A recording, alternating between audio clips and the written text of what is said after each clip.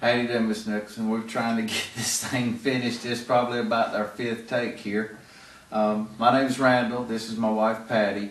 And we're going to do the scenario with Brenda, the 50-year-old mother that just found out her 27-year-old son, John, is gay. From the information here, it looks like Brenda and I have met several times, at least once already. So I'm not really going to, try to build any contracts here, even nonverbal or non-written contracts, and I'm not really going to focus on confidentiality guidelines or whatever. I'm going to just go right into like it's a second or even fourth or fifth setting. I want to try some reflecting, exploring, listening, and perhaps some goal setting, and hope I do a good job. I hope I can impress you. So just sit back and see what we can do here. Okay. How do you do, Brenda? Hi. It's good to see you again. We got to speak a bit last week, and I just want to catch up on that. You telling me that you're having some issues with your 27-year-old son, John, that he's openly told you that he's gay, and that you're having a hard time dealing with this, and your husband, in fact, is having an even tougher time. He's not really speaking with you and not speaking with John at all. So since that is the case, does John still live at home? He does not. Lives alone at this time. Okay. Is John welcome in the home? He is not welcome. My husband has said that until he changes his mind about this choice for his life, that he's not welcome in our home. Okay, and I believe this is basically, is this a faith-based decision? You mentioned that you're Christian and that it's against your beliefs, that you're against homosexuality. So are you basing your decision on your religion, or is this also just your moral belief?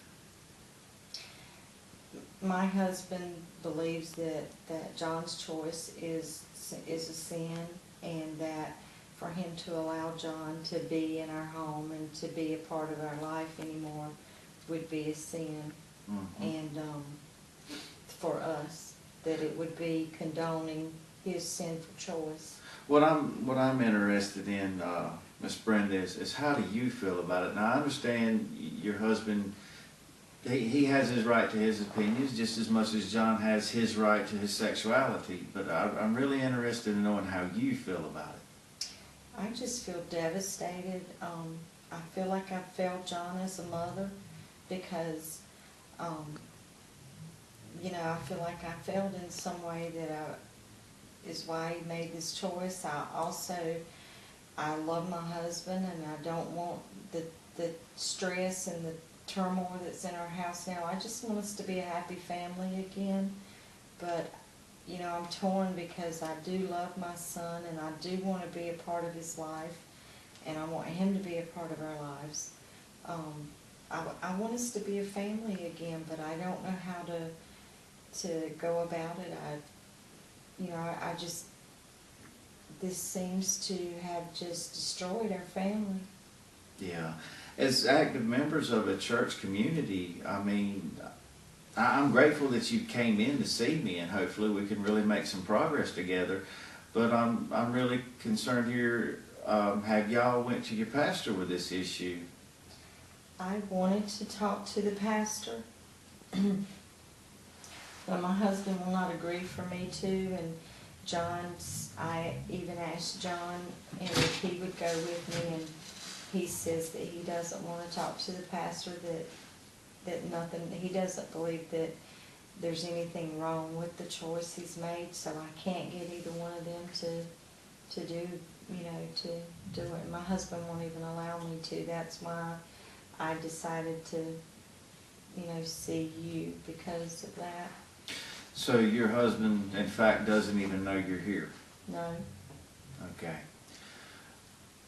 Well, then there are fees, and you have your right to confidentiality, which we, stated at the initial intake. So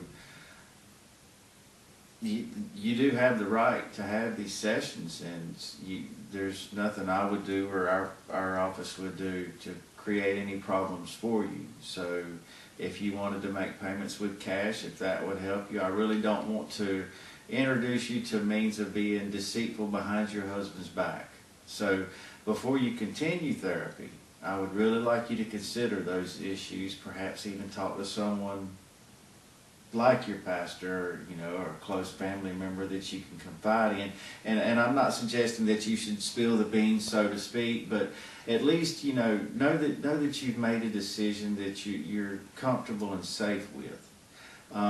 As far as your husband goes, does he or do you, in fact, do either of y'all drink? No, There's no alcohol in the home? there's no alcohol in our home. Do you feel like there would be any immediate danger or physical danger to yourself or to your son, if your husband was to find out about your sessions with our office? I don't think so. He just would have a problem with me talking to anyone that knows us. This is a very embarrassing situation for my husband, and I think he just thinks if he doesn't talk about it, it's gonna go away, or that Right. he's gonna upset our son so bad that he's gonna give in and change. Right. I understand. And this partner, or is there a partner? My son says that his name is Mark, is all I know about him, and he said that he's in love with him and that he wants to spend the rest of his life with him. Right. And have you met Mark, or do you know anything about Mark's family? Or are they aware of Mark being homosexual, or have they met John? I have no idea. I haven't asked those questions of my son.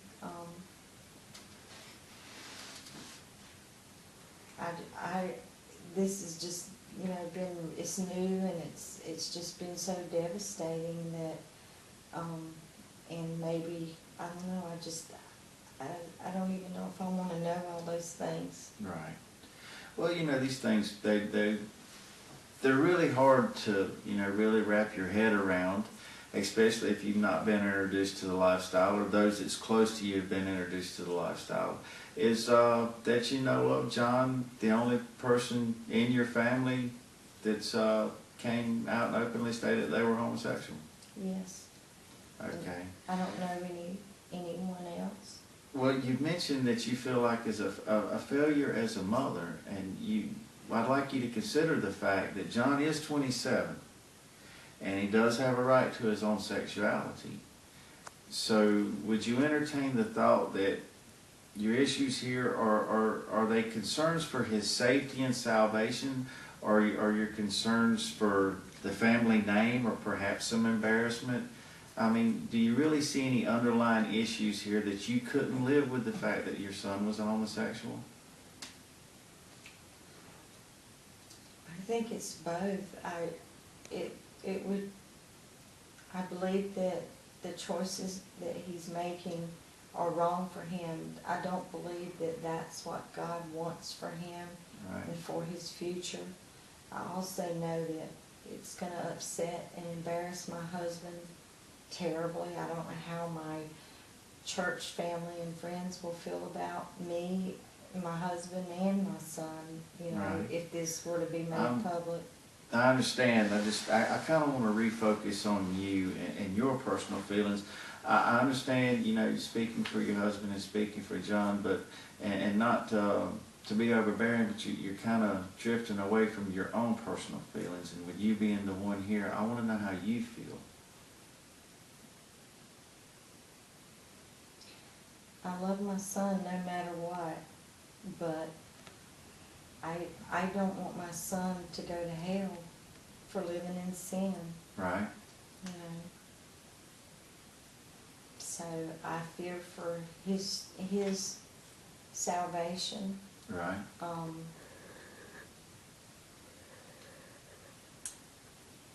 I just don't know how to fix all of this. I just feel at a complete loss I just want I want to make everybody happy. But I don't want him to make a wrong choice and go to hell either.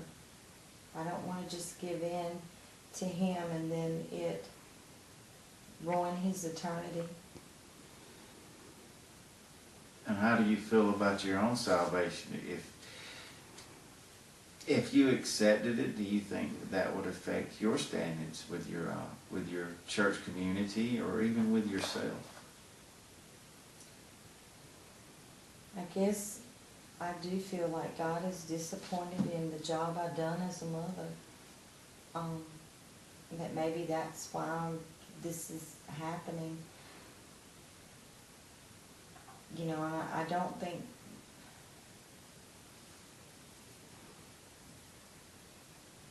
I feel confident in my personal relationship with God, as far as how I live my life but I don't know what God wants out of me in this situation. All right. You're really carrying a big burden here on your shoulders. And was John, or is John actively going to church with you still, or in any church? No, when he left for college, he grew up in the church with us as a family and was always active in church activities and stuff. And when he left and went away to college, he quit going to church. And I knew that he quit going to church. And when he would come home for holidays and school breaks, he would still go to church with us. But I knew that he was more hesitant about going to church. I just didn't know what the underlying reason was and what was going on with him. He kept it a secret all these years. Right. Have you ever exposed John to, like, of course, did you monitor his shows or what he was looking at on the internet? Was there cable vision in the house? I mean, as far as profanity or vulgar content, was you very selective in what you allowed John to listen to, or the groups of people he was allowed to hang out with in high school as he was coming up? Were you very nurturing and sheltering at the same time? I believe I tried to protect him and keep him safe from all those things. I'm sure he thinks that I was overbearing and overprotective, but I just didn't want him to be harmed by those things. So, could you assume or at least entertain the thought that this really isn't your fault? That as a mother, perhaps you did the best as you saw fit, or did you follow the guidelines that God laid out in the Bible, or that your pastor and your church community stipulated what a good mother would be? That there's the possibility that he's 27 and he's made a decision and it's not a reflection on you? I hadn't really thought about it like that.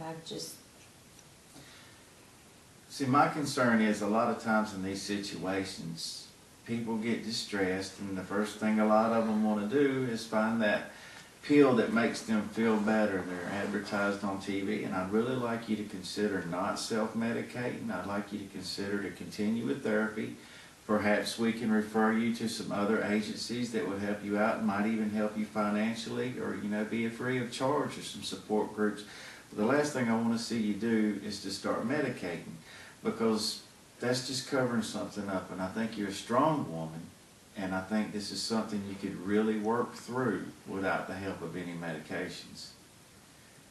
So, and I really want you to entertain the thought that this is not your fault. That John's a grown man, and he has the right to make his own decisions, whether you agree with them or not. And so what I would really like to do is talk to your husband, even talk to John if they've considered coming in. But for now, I know you want to keep this one-on-one, and that will be respected. What I'd like to do is get some of this weight off your shoulders. Do you have any current goals? At the end of the day, what would you, just something simple at the end of the day.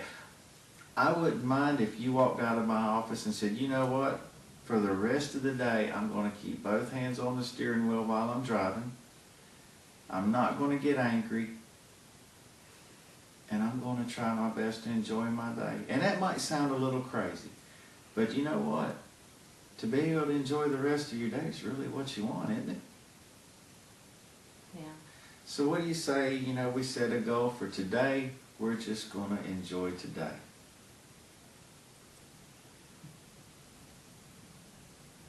And, Sounds good. you could probably stop on the way home and get you a little 40-cent notebook and maybe start doing a little bit of journaling. If you make a quick decision on something, perhaps you often overthink stuff or don't really think them through. So I'd really like for you between now and next week to just kind of keep a journal. And it's not something that's mandatory, but if you'd like to just jot down some ideas, jot down the lyrics to a song, or something when John was 10, or just something that lifts you up. Because that way you might realize that today's really not so cloudy. We're just going to have to find a way that we get to see the sun a little clearer. But in the meanwhile, we do have some support groups, and on the way out, my secretary, I had a list prepared for you. She'll give that to you. And our session's over for today. Is there anything you need to get off your chest, or is there anything you'd like to say before we end today? No, I would just, I just have to have somebody to talk to, because my husband will not talk to me about it, and he has no ideas how to fix it except for John to change his mind, and John says he's not changing his mind, so. Right. Well, that's where we're going to help you out, because one of the groups that I'd like you to attend is for parents that are in your similar situations, and they are male and female, but anonymity is strictly enforced, so you will have your privacy, and maybe you can learn to grow from this. And John may just wake up one day and decide he's not gay, but you do have to entertain the thought that this might be his decision at pretty much any cost. So before we make some rash decisions and just think the world's gone to pot, let's look and see where we can find that sunshine. But I do thank you, and you have a wonderful day. Thank you.